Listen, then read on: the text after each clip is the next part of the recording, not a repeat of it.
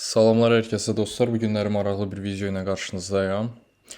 Strategiyamı son 2022-2026 datası ilə backtest elədim. Ümumi nəticələri və nə elədiyimi, ümumiyyətlə hansı kriteriyaları qoyduğumu hamısını başa salacağım.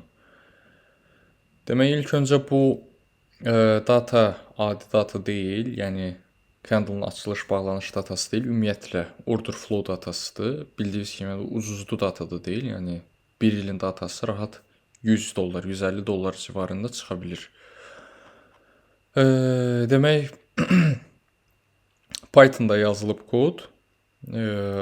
Ümumi bu volume profile səviyyələrində volume əsasən açılan tradelərdir. Ümumi trade sayı 3200 ilə 800 trade düşür. Win rate 62% win rate, profit factor 1.51. Ümumi başlanğıc balans $50.000 başlayıb və 147.000-dəki bağlanıb. Bir trade expectancy $45. Average win and loss'umuzdakı komissiyalara görə daha çox gəlir. Yəni qazandığımız 217, uduzduqlarımız isə 231. Bunları başa salacağım niyə bu qədərdir. Birim 1.1 olsa belə trade. Mən ən pis halı nəzərdə tutmuşam. Maksimum drawdown 4452 olub. Longest win streakimiz 29 dalbadal win streak olub. 9 dənədəki dalbadal lose streak. Ümumi 37 aydan 2 ayı qazançsız olub, yəni uduzulan ay olub. Qalan 37 isə hamısı profitlə bağlanıb. Strategiyada gördüyünüz kimi mean reversion strategiyasıdır, yəni trending strategiya deyil. Yəni həm bölüşdürülüb balanslı şəkildədir, həm shortlar var, həm də ki longlar demək olar eyni səviyyədədir. Çox az aralarında fərq var. Yəni directional deyil, yəni bir tərəfli strategiya deyil. Hər iki həm short, həm long götürə bilir. Yəni fərqi yoxdur, market bearish marketdir, yoxsa market bullish marketdir. Hər iki shortdan da longdan da istifadə edə bilirik. Equity curve 2023-2024 datam yoxdur hal-hazırda. Ona görə bura boşdur, belə gördüyünüz kimi xətt, yəni ümumiyyətlə data yoxdur, amma ümumi gördüyünüz kimi 50.000-dən başlayan balans yavaş-yavaş qalxıb. Yəni burada belə riski düşüş yoxdur. Yəni belə düşür, belə qalxır, düşür, qalxır. Balanssız deyil. Yavaş-yavaş qalxır, biraz düşür, qalxır, biraz düşür, qalxır. Yəni normal işləyən strategiya belə görsənməlidir equity curve-ü. Yoxsa bəzi IC traderlərinin götürüb özünüz marağa backtest eləsəz, görəcəksiniz ki, onlar heç vaxt prop firmlərdən profitable ola bilməzlər. Ümumiyyətlə ümumi long term-da profitable ola bilməzlər. Çünki onların adicə equity curve-ü çox belə anormal görsənir. Yəni elə görsənməli deyil. Sağlam equity curve belə görsənir. Həm losing trade'lər olur, həm də ki winning trade'lər. Amma ümumi baxınca qrafik normal şəkildə yuxarı gedir. Elə güclü düşüşlər yoxdur orada. Aylıq profit and loss-a baxdıqda isə gördüyünüz kimi əksəriyyət aylarımız profitə bağlanıb. Demək olar bəzi aylar var ki, hansı break-even demək olar, break-even-də bağlanıb. Yəni burada çox az lose var.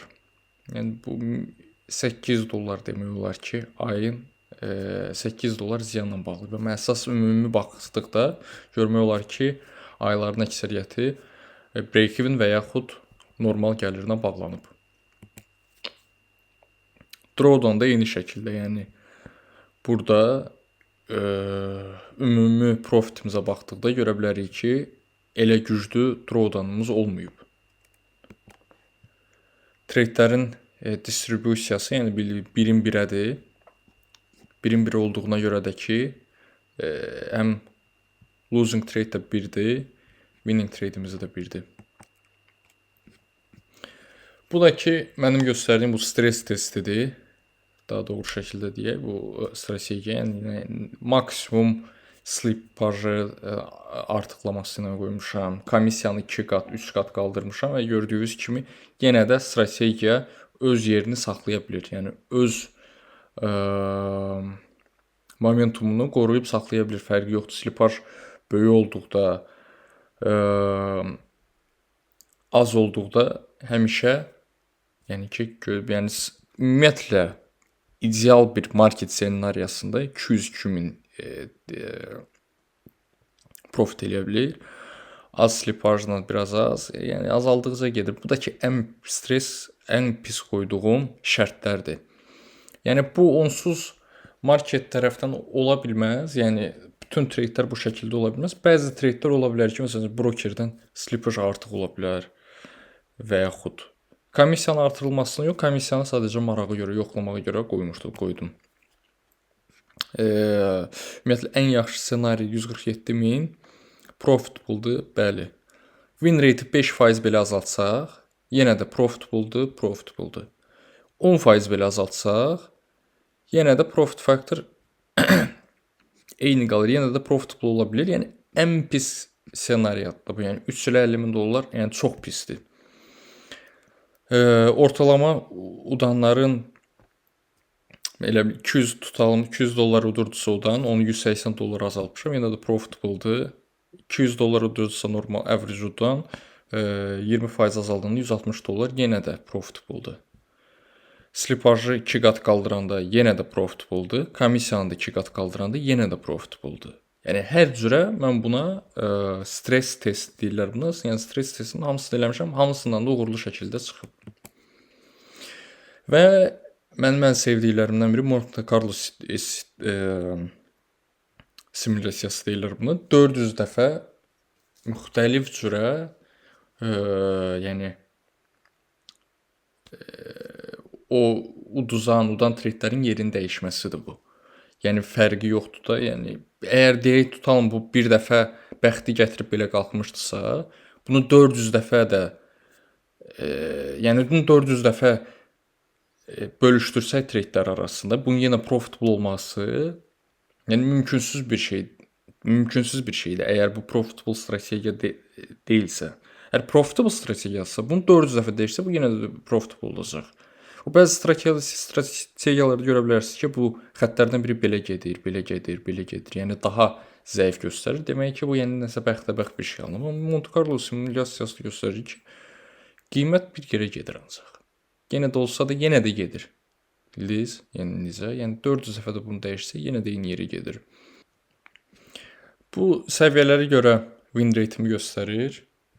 Ən yaxşısı keçən həftənin high olub 68% təxminən 67%.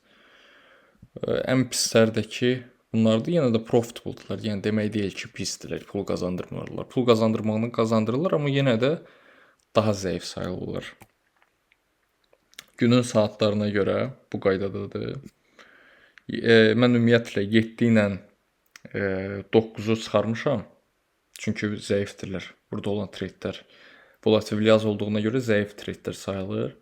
Ona görə 10 ilə 16 arasıdır mənim avtomatik trading strategiyamızın ayarları. Bunlar haqqında bu qədər. İndi keçək canlı treytlər. Bu da backtestin nəticələrindən olan treytlərdir. Məsəl üçün burada short, overnight volume area high-da qiymət gəlib, reaksiya göstərib, girib, stop olub, normal. Dünənin high-na gəlib, reaksiya göstərib, girib, yenə stop. VWAP-dan girib, reaksiya gəlib, reaksiyanı göstərib, girib, yenə də stop. VWAP-dan long, qiymət gəlib, long reaksiyası göstərib, buradan girib. Və yaxud yenə eyni VWAP-dan long, reaksiya göstərib, girib, stop-onun altında 1.1-ə, 1.1.1-ə götürüb. Overnight volume area low, qiymət düşüb, reaksiya göstərib, yenə uğursuz şəkildə alınıb. Qiymət gəlib, VWAP-dan reaksiya göstərib, 1.1-ə yenə götürüb. Yəni çoxdur belə treytlər. İstəsəz bölüşərəm sizlə, harada lazım olsa. Ümumiyyətlə strategiyanın necə görsənir? Bunu mən AtarShix-ə yazmışam. C#-da yazılıb kod. Bu yəni ki, real hesabda götürür. Bunu mən öz evaluation hesablarımdan birinə qoşmuşam. Orada götürür və nəticələri ayın axırında sizinlə paylaşacağam. Necə oldu, payout ala bildi, hesabı keçə bildi və s. İndi sadəcə bir balaca baqlar var, onları həll eləyirəm.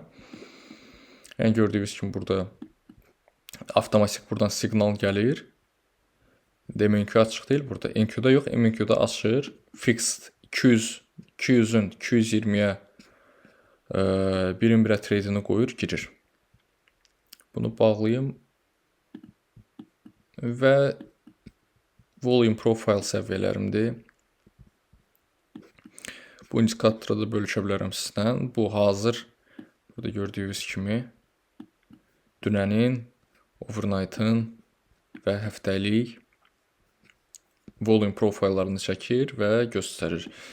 Bir də bu strategiyada daha əlavə səviyyələr var. Onları da sizlə bölüşüm. Dünənin məsəl üçün high low-unu trade oluna biləcək, əgər reaksiya varsa, yetəri qədər volume varsa onları trade eləmək olar.